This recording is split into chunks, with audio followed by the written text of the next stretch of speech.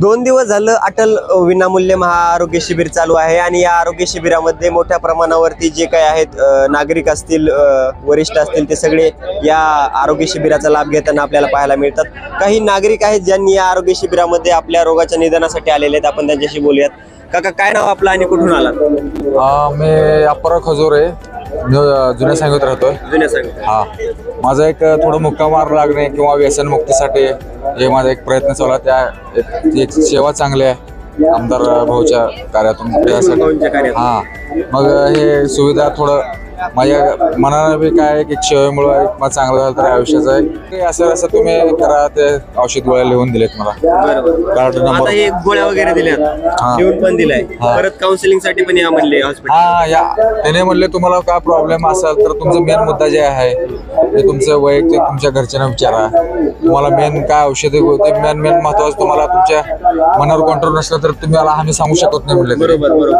मग त्याने म्हणले तुम्ही एक तुमचं साथीदार घ्या, तुम्ही साक्षीदार घ्या, आम्ही डायरेक्ट तसं देऊ शकत ना म्हणले। असं त्यांचं बरोबर वैद्यकीय अधिकारी लोकांचं। आता हे सगळं जे आयोजित केलंय, काय वाटतं इथे येऊन? काय वाटतं? एक नंबर आहे, पहिल्यापासून कार्य आहे। कसं आहे, आता मी 10 वर्ष बघतोय याने असतानापासून कार्यात एक नंबर कुठलीच काय।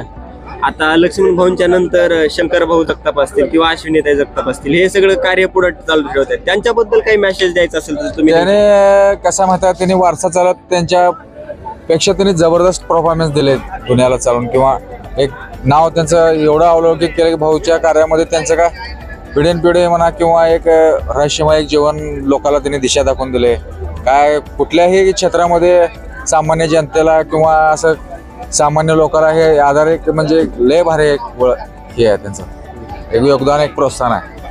म्हणजे एकंदरीत आपण पाहू शकतो की येणारा प्रत्येक नागरिक असेल, प्रत्येक रुग्ण असेल, तो या कार्याच्या माध्यमातून, या आरोग्य शिबिराच्या माध्यमातून लक्ष्मण भाऊंच्या ज्या काही कामाचं आहे त्याबाबत आपला ऋणी असल्याचं आपल्याला पाहायला मिळते। त्या बाबतीत आपल्या भावना व्यक्त करताना आपल्याला पाहायला मिळते। कॅमेरा पर्सन भावना व्यक्त करण्यासारखं त्याने जीवनामध्ये एकाही माणसाला कधी कमी पडू दिले नाहीत। त्याने त्यांच्या आत्म्यात म्हणजे आत्मशांती, त्याने भावनात्मक दृष्टिकोन, भाऊ म्हणलं की असं कोण बी एक आत्मशांती लाभो असं त्याने कार्य करून गेलं त्या जगामध्ये।